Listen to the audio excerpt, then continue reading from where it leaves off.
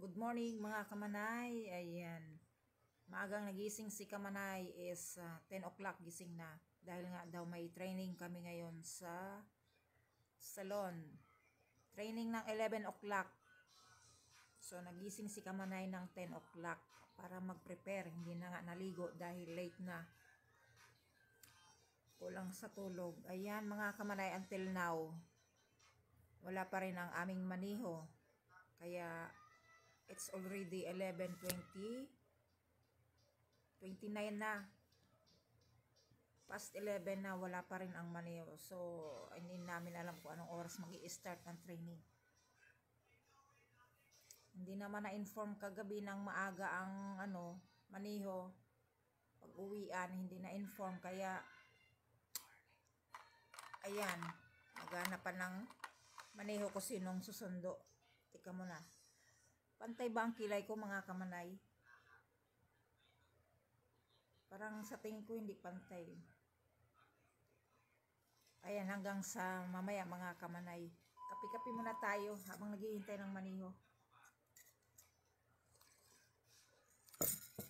Titraining ng ng gel extension or gel color. I don't think so if it's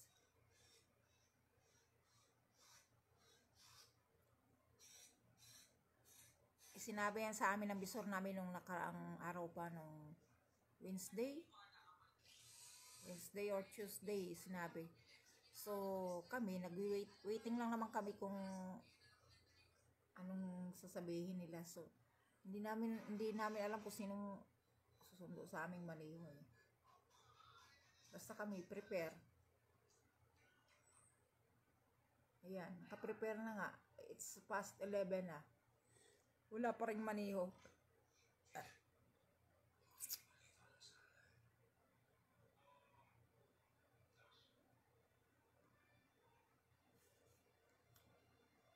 Ayan mga kamanay, thank you for watching. Mamaya i-update ko kayo sa training namin. Kung anong oras ako makakarating doon sa salon. Yung ibang mga babae, I think nag-taxi na sila. Pero ako waiting ko yung maniho namin. Malapit lang naman kasi yung bahay ko. So, at saka wala ko pamasahe ngayon. Walang pera si Kamanay ngayon. Bagong sahod pero walang pera si Kamanay dahil nga kababalik lang sa bakasyon. So, maraming utang, maraming binayaran. Ang sahod ni Kamanay, padala sa Pinas, bayad sa mga utang. Kaya gawa na naman tayo ng pera for 1 month mga Kamanay. Ayan, thank you for watching mga kamanay. Sipag-sipag lang, tsaga-tsaga.